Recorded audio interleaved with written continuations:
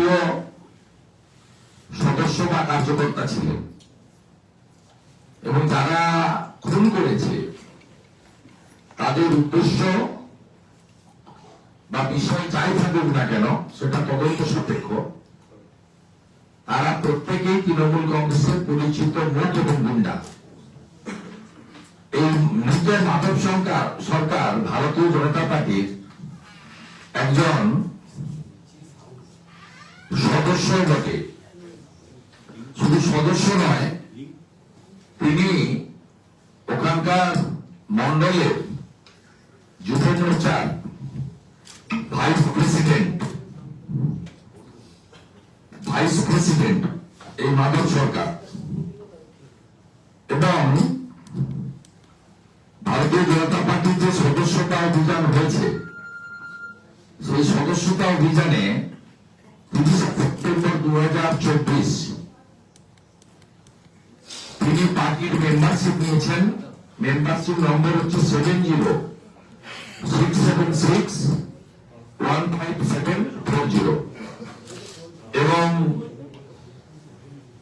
আমাদের যে মন্ডল যুব মোর্চা রয়েছে তার তিনি সহ সভাপতি।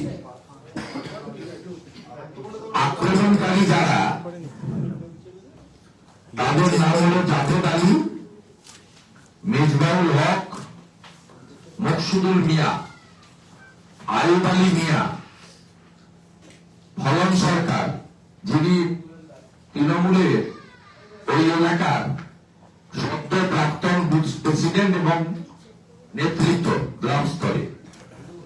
এর বাইরেও সঞ্জয় সরকার, কমল সিকদার, ঝন্টু সিকদার সহ মোট 13 জন আক্রমণকারী 2 জনকে খুন করেছে, 6 জন হেভি ইনজোর্ড হয়েছে। দেব সরকার, বিমল সরকার, বাবুমণি, অর্জুন সরকার, বিপ্লব সরকার, সপ্তমী সরকার এবং অতন রায়। আমরা ভারতীয় জনতা পার্টির পক্ষ থেকে এই ঘটনার তীব্র নিন্দা করছি এবং সমস্ত খুনিদের দ্রুত গ্রেপ্তার করে আইনের আওতায় আনার দাবি করছি।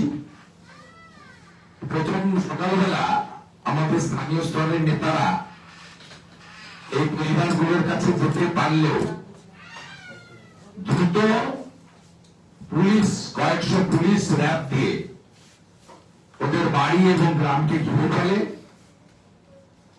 বর্তমানে বিকেল 3টে পর্যন্ত যে খবর আমি সংগ্রহ করেছি, ভারতীয় জনতা পার্টির স্থানীয় বিধায়ক এবং জেলা সভাপতি সহ নেতৃত্বকে পরিবারের কাছে পৌঁছানোর ক্ষেত্রে পুলিশ প্রতিবন্ধকতা সৃষ্টির চেষ্টা করছে এবং পারিবারিক বিরোধ, গ্রাম্য বিরোধ বলে এই বিষয়টিকে অরাজনৈতিক খুন বা মৃত্যু বলে চালানোর চেষ্টা করছে। আমরা দায়িত্ব নিয়ে বলতে পারি, ইস্যু বা সমস্যা যাই থাকুক না কেন, এই হত্যা তৃণমূল কংগ্রেসের খুনিরা করেছে। আর যারা খুন হয়েছে, নির্মম হত্যা হয়েছে, তারা ভারতীয় জনতা পার্টির সক্রিয় কর্মী, সদস্য, কার্যকর্তা এবং মাধব সরকার আমাদের মন্ডল স্তরের অন্যতম প্রমুখ নেতৃত্ব, যুব মোর্চার ভাইস প্রেসিডেন্ট। আমরা নিরপেক্ষ তদন্ত দাবি করছি। পুলিশকে বলবো, লুকানোর চেষ্টা করবেন না। যে 13 জনের বিরুদ্ধে স্পেসিফিক অভিযোগ, প্রত্যেককে গ্রেপ্তার করার ব্যবস্থা করুন।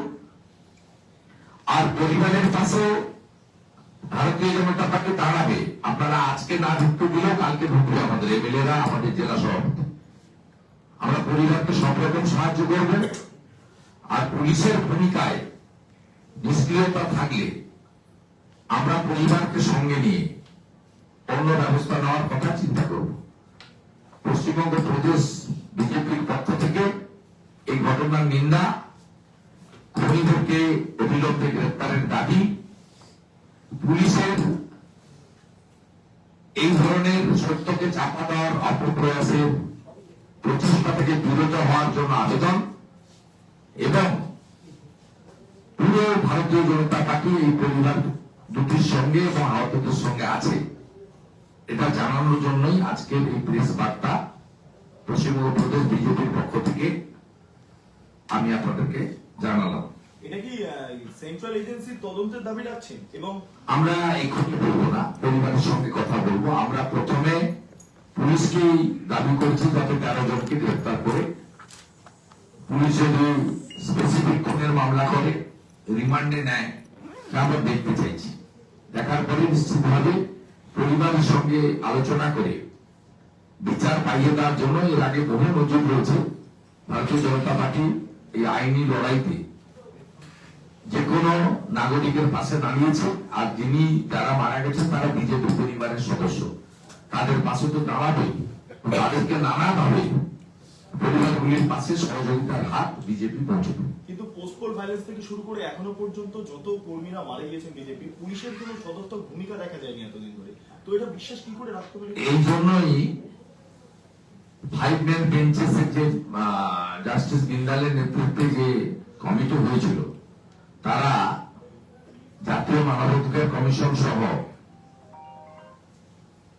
একাধিক নিরপেক্ষ সংস্থাকে দিয়ে ফ্যাক্ট ফাইন্ডিং করিয়ে সিবিআই কে ট্রান্সফার করেছিল মামলাগুলি।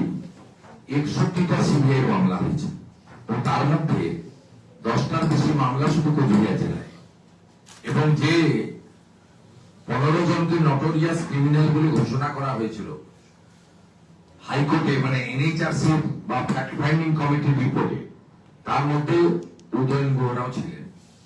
স্বাভাবিকভাবে বীরভূম, কোচবিহার এবং দক্ষিণ 24 পরগনা জেলাতে কুখ্যাত গুন্ডারা সেদিনও সক্রিয় ছিল, আজও সক্রিয়। তো এক্ষেত্রে তো এখনো পর্যন্ত কোনো ব্যবস্থা নেওয়া হলো। শওকত মোল্লা, উদয়ন গুহ, তাদের বিরুদ্ধে কোনো ব্যবস্থা হবে। ব্যবস্থা নেওয়ার জন্য লড়াই চলবে। যে এজেন্সি তদন্ত করুক না কেন, এটা কোর্টের নির্দেশে হচ্ছে। আমরা বা ক্ষতিগ্রস্ত পরিবার যদি সন্তুষ্ট না হয়, কোর্টেই যাবে। কোন এজেন্সি তদন্ত করবে এটা বিজেপি বলে দেয়নি। আমরা নিরপেক্ষ তদন্ত চেয়েছিলাম, কোর্ট সিবিআই কে দিয়েছে। সিবিআই কাজ করেছে, 400 জনকে অ্যারেস্ট করেছে, চার্জশিট করেছে। বীরভূমে যারা বেল পেয়েছিল সুপ্রিম কোর্টে গিয়ে তাদের বেল ক্যান্সেল করে দিয়েছে। সিবিআই এই রাজ্যে কনভিকশন হচ্ছে না বলে, ট্রায়াল হচ্ছে না বলে, পোস্টপোল ভায়োলেন্সের 18টা মামলা পশ্চিমবঙ্গের বাইরে অন্য রাজ্যে নিয়ে যাওয়ার জন্য সুপ্রিম কোর্টে গেছে। সেটা সিবিআই তার কাজ করছে। তারা এখানে অনেক বাধার সামনে করছে বলে সুপ্রিম কোর্টে জানিয়েছে। এটা আমি তাদের হয়ে বলতে পারবো না, অ্যাডভোকেসি করতে পারবো না। কিন্তু যেহেতু কোর্টে আমরা গেছিলাম, কোর্টের নির্দেশে এই তদন্ত হচ্ছে, তাই এই ধরনের খুন, অত্যাচার, ধর্ষণ এবং রাজ্যের শাসক দল বা মুখ্যমন্ত্রী তথা পুলিশের আশীর্বাদ নিয়ে তারা শাস্তি না পাওয়া, ক্রমান্বয়ে যে ঘটনাগুলি ঘটছে, এর ফলে আগামী দিনে ক্ষতিগ্রস্ত পরিবার এবং তাদের পাশে দাঁড়ানো প্রধান বিরোধী দল ভারতীয় জনতা পার্টি, প্রয়োজন হলে আমরা আদালতে যাব। কে তদন্ত করছেন বড় কথা নয়, কিন্তু এই যে খুনের রাজনীতি, এই যে সাধারণ মানুষদেরকে দলিত পরিবার, রাজবংশী পরিবার, আদিবাসী পরিবার বিভিন্ন জায়গায় যেভাবে তাদের উপরে অত্যাচার করা হচ্ছে, বাংলাদেশের বর্ডার জেলাগুলিতে এবং বিশেষ করে বীরভূম, দক্ষিণ 24 পরগনা, কোচবিহারে এবং উত্তর 24 পরগনার সুন্দরবন এলাকায়, সন্দেশখালী থেকে শুরু করে একাধিক এলাকায় যে ধরনের এই র্যাকেট আবার সক্রিয় হয়ে উঠেছে, এটা পশ্চিমবঙ্গের সাধারণ নির্বাচনের আগে একটি অশনি সংকট বলে আমরা মনে করি।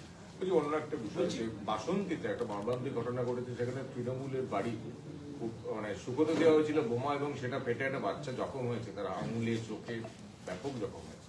হ্যাঁ, এখন শুকাতে হবে তো, ভোট আসছে, শুকাতে তো দিতেই হবে। এই জন্য তো আমরা বলেছি এই পুলিশের নাম হচ্ছে মমতা পুলিশ। এদের দিয়ে পশ্চিমবঙ্গে নিরপেক্ষ নির্বাচন হতে পারে। ইলেকশন কমিশন বিগত নির্বাচনগুলিতে আদি আফতাব থাকার জন্য অনেক কাণ্ড করেছেন। এখন ইলেকশন কমিশন আমাদের অভিযোগগুলো প্রথমে ধর্তব্যের মধ্যে আনতে